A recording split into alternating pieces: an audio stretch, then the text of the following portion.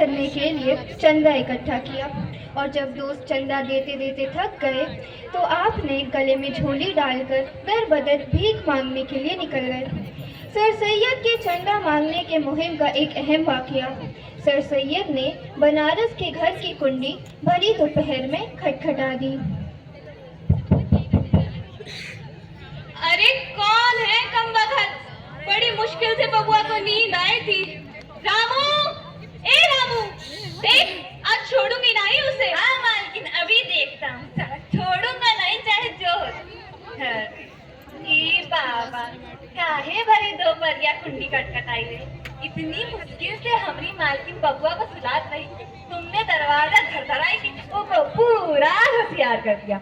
अब वो सामे को सोएगा, रात होते ही तुमसे उठ बैठेगा। हमार मालकिन और साहिब की तो सारी रतिया करत हूँ। अब तुम्हारे चक्कर में मालकिन हमको बोलेंगी। निकल लो बाबा, हमारे मालकिन के गुस्से से तो साहिब भी बहुत डरा था। निकल लो पतली गली से। हम कुछ लिए बगैर नहीं जाएंगे। लिए बिना नहीं जाएंगे? अरे यहाँ लेने के देने पड़ जाएंगे। ए रामू, रामू, रामू का बच्चा, कुंडी किसने बजाई बे? बाबू को जगाए दिया। मालकिन बूढ़े बाबा आए हैं, कछु मांग रहे हैं, लेकिन भिखारी लगते नहीं है। हम बच्चों के लिए एक कॉलेज बनवाना चाहते हैं, उसके लिए चंदा मांगने निकले हैं। आपका बच्चा जब बड़ा होगा उसकी तालीम के लिए, उसकी इल्म बेदारी के लिए एक बेहद मुनासिब जगह होगी।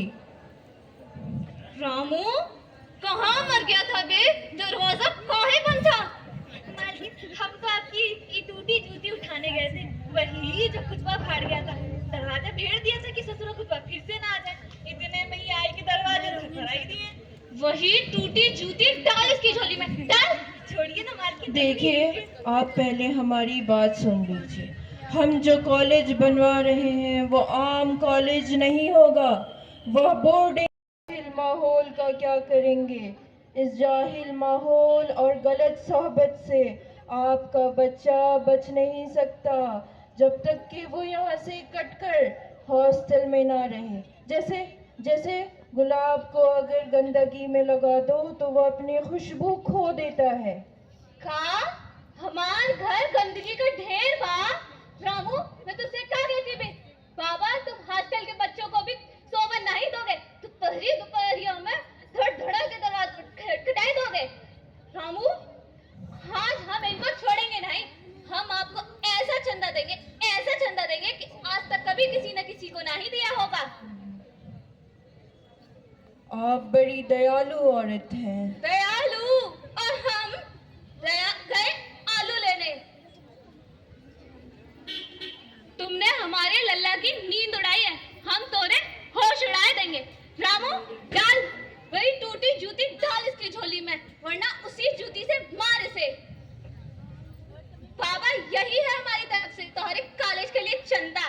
कॉलेज बनाएंगे, हॉस्टल बनाएंगे। हाँ?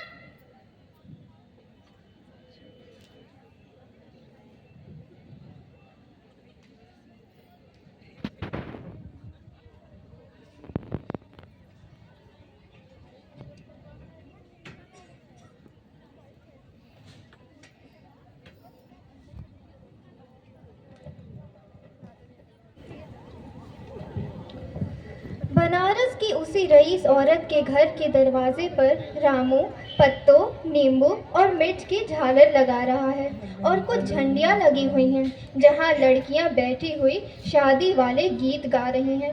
रामू काम करता जाता है और गाने का मज़ा भी ले रहा है। सर सैयद वहाँ पहुँचते हैं और गाने के बीच में रामू के पीछे आते हैं। उन्हें देखकर गाने वालियाँ चुप हो जाती हैं।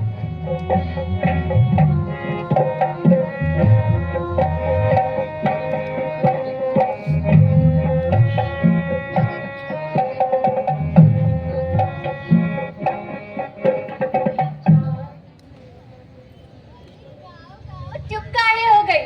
कौनो सांप देख लिया का? ए बाबा, तुम फिर आ गए? आज तो पत्ती गली से निकल ली लो, हमार मलकिन की बहन की शादी है। रामू, ए रामू, ये काहे रुका दिया बे? कोई नहीं मालकिन, अभी शुरू बूढ़े बाबा आए थे।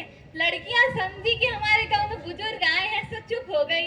हमें मालूम होता आपकी बहन की शादी है तो हम नहीं आते। जब हमारी फंड कमेटी ने ये तय किया था कि लड़कों के लिए कॉलेज बनवाया जाए, तब हमने चंदा मांगने की शुरुआत अपने दोस्त के हाथ पर बंधे इमाम जामिन के पैसों की खैरात लेकर की थी। अब हमारी फंड कमेटी ने ये तय किया है कि लड़कियों के लिए भी कॉलेज बनवाया जाए, तो उसके चंदे में जो एक टूटी जूती आपने दी थी, हमने उसे दुरुस्त करवाई, उसके जैसी एक दूसरी जूती गुथवाई और उसे बेचा तो 2 आने का मुनाफा हुआ है। उसी की रसीद आपको देनी थी। ये क्या किया बाबा? ये क्या किया आपने? हमने आपको अपनी टूटी जूती दान में दी थी। आपने उसी जूती की चोट चला के हमारे हाथ में थमा दी। हमारा तो कलेजा फटे ही जाएगा बाबा, हमारा कलेजा फटे ही जाएगा। हम अपने अहंकार में इतना नीचे हुए, इतना नीचे गिरे, हमें आपकी महानता दिखाई ना दी बाबा, हमें आपकी महानता दिखाई ना दी। बेटी, तुम्हारे पैरों के नीचे जन्नत है, हम कद्र करते हैं, तुम भी किया करो। उस रास्ते पर चलो कि तुम्हारे आने वाली नस्लों को नेकियां कमाने का मौका मिले, क्योंकि मर्द अगर जाहिल हो तो कुछ लोगों का नुकसान करता है, मगर औरत की जहालत नस्लों को तबाह कर देती है। रुको बाबा, रुको, हम ऐसे नहीं जाने देंगे बाबा।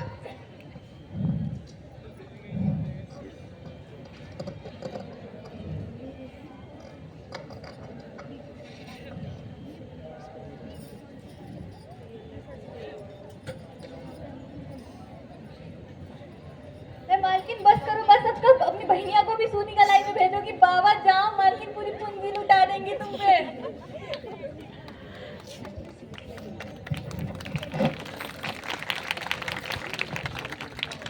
अहम शख्सियत हैं। उनकी किताब आसार उस सनादीद ने दिल्ली की तारीख़ी इमारतों को बेहद अच्छे अंदाज में डॉक्यूमेंट किया। सर सैयद अहमद ख़ान ने अपनी मुलाजमत के दौरान जो आसार कदीमा जमा किए थे, वो तमाम कॉलेज के तालबा की रिसर्च और तहकीक की गर्ज से साइंटिस्ट सोसाइटी बिल्डिंग में महफूज करवा दिए थे। चंदा इकट्ठा करने के लिए आपने नित नए तरीके ईजाद किए। सर सैयद अहमद ख़ान ने नवाब मुज़म्मिल-उल्लाह ख़ान के साथ मिलकर अलीगढ़ एग्रीकल्चर नुमाइश का आगाज़ किया और चंद ही बरसों में अलीगढ़ नुमाइश की शोहरत दूर दूर तक फैल गई। सरमाए की किल्लत के बावजूद सर सैयद अहमद ख़ान ने डिज़ाइन की मजबूती, बिल्डिंग की डिज़ाइन पर कोई समझौता नहीं किया। दुनिया में 30 तरह की आर्किटेक्चरल आर्चेस पाई जाती हैं और इनमें से तमाम टाइप सर सैयद की बनाई हुई सेंट्रल विस्ता, जामा मस्जिद और विक्टोरिया गेट पर मौजूद हैं। सर सैयद अहमद ख़ान ने अपने ख़यालात व नज़रियात इजहार करने के लिए तहज़ीबुल अखलाक नाम का एक जरीदा शुरू किया, जो आज तक जारी है।